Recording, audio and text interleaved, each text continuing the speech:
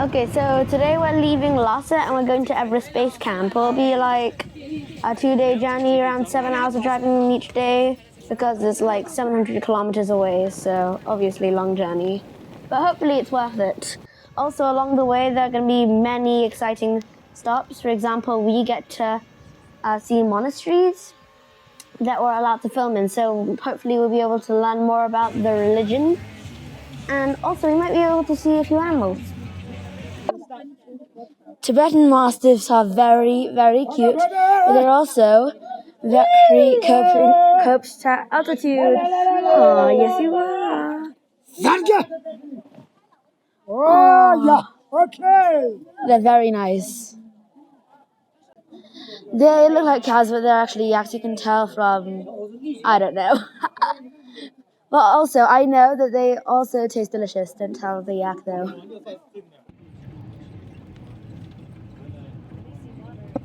Further down the road, we were fortunate to come across some local villagers.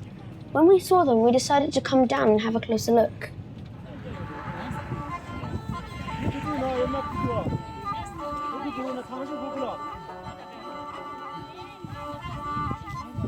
So we are watching Tibetan people performing traditional things at the Harvest Festival, which usually symbolizes the beginning of summer. They're currently carrying scriptures and playing different tunes.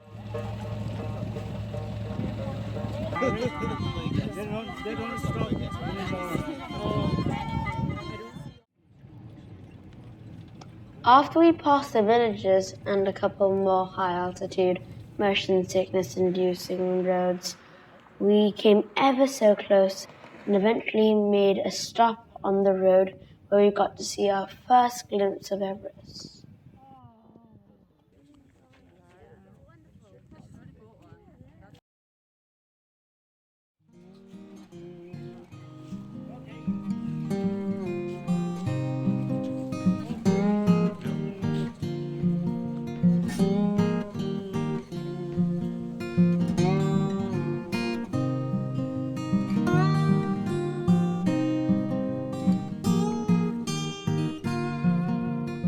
We are at Baichu Monastery. Great walls, great architecture, around 4,000 meters in altitude above sea level. On the scenic route from Lhasa to Shigasi. Come on, let's go and have a look. This specific monastery was created in the early 15th century. In this monastery, there were 16 colleges where you could study all three sects of Tibetan Buddhism. Well, at least you could, because in the Cultural Revolution, the outer walls of the monastery, as well as some of the buildings inside, were damaged. That was unfortunate, but some buildings still remain, like its assembly hall and the stupa inside. Tibetan Buddhism is a mixture between traditional Indian Buddhism and the old Tibetan Bon religion, which incorporated nature and shamans.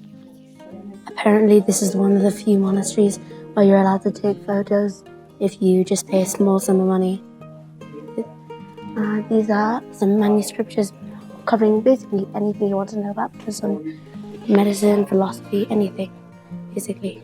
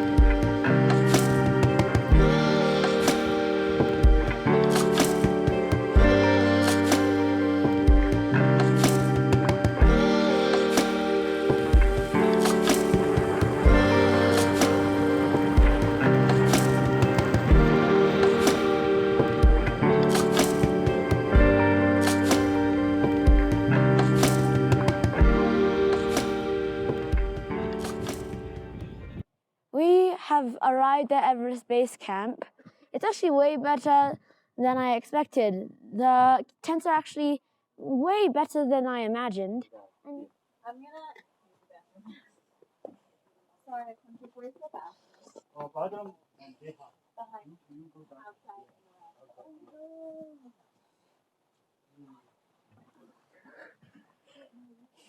this is kind of like a private room at our Everest dorm kind of thing. So at Everest is like 2 people per this kind of room. There are like communal sleeping areas, but we're not sleeping there. You can still feel a little bit of the altitude, but I would say it's still kind of better because it's warmer in here, and the warmer you get, the better you get when you're talking about altitude sickness. So overall, I'd say pretty good.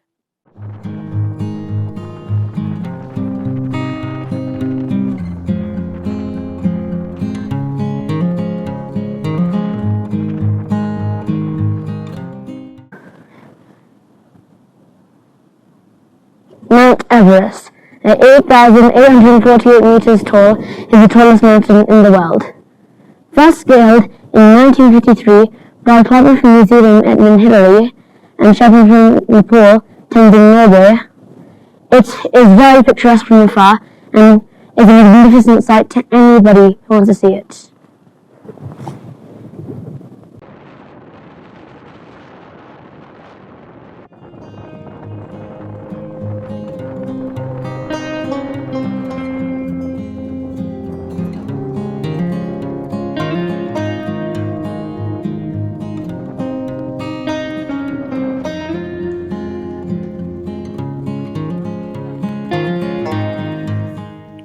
Rongbuk Monastery is a short walk away from EBC. It was founded in the early 1900s. Although the journey may look short and in regular conditions is short, the altitude can be really bad if you don't take your time. So just slow down. The monastery was founded by the Rongbuk Lama. Apparently it was the Rongbuk Lama that gave the name of Tenzing Norgay. Unfortunately, the entire monastery was completely destroyed by the Cultural Revolution, and what there is right now is not original. To make it even worse, the majority of the treasury, along with other important works, were destroyed in a fire in 1989. According to Wikipedia, now less than 1/5 of the total number of monks and nuns live here compared to before.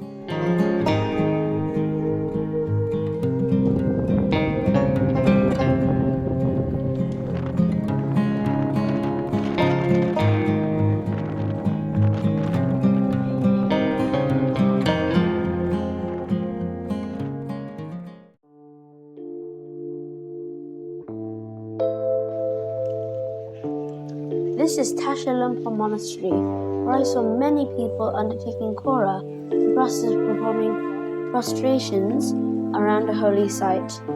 Kora is a type of pilgrimage and at the same time considered a form of meditation designed to purify the mind. In extreme cases, it can sometimes last for months.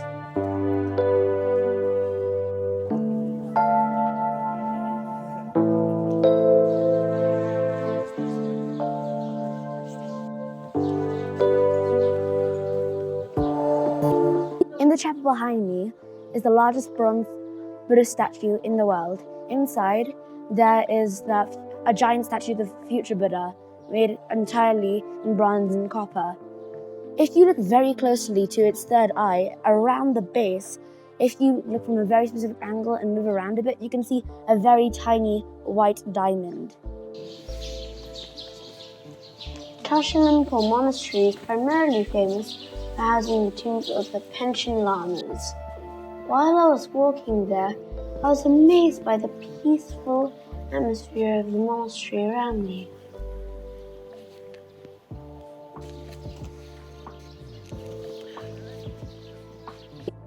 A Pension Lama in Tibetan Buddhism almost holds supreme spiritual authority, only second to the Dalai Lama. Although this place was first built by the first Dalai Lama, it was rebuilt by the fourth pension lama who made it the residence of the pension lama.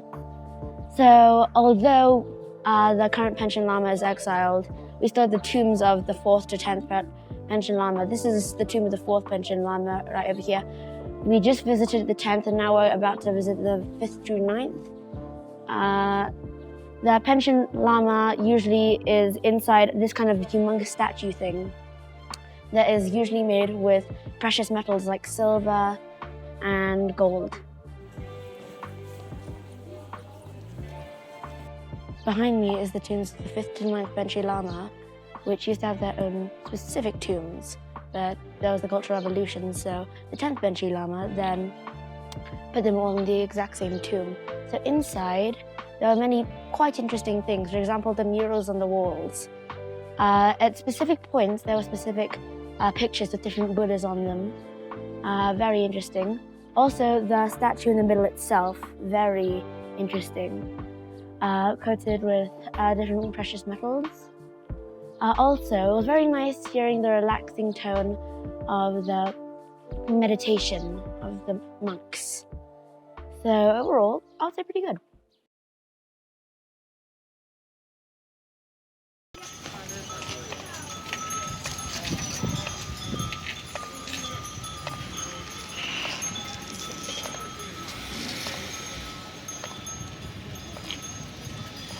Okay, so we're currently having a short stop and we're seeing how incense are made apparently. So you get juniper wood and you crush it through this method. So water rushes down, spinning a wheel, which in turn fuels this kind of crushing thing. So in between the wood and the stone, the juniper wood is crushed and then sold as a more or less a paste. You can see like one so far, but if you look across, you can see like tons more. It's very intricate.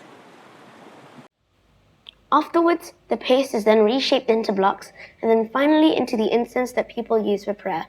One thing I never really thought of when I thought of incense was the smell, which I only noticed when they said that I should smell them. It smells like a mixture of damp rainforest wood and some kind of spice. I can't put my finger on it.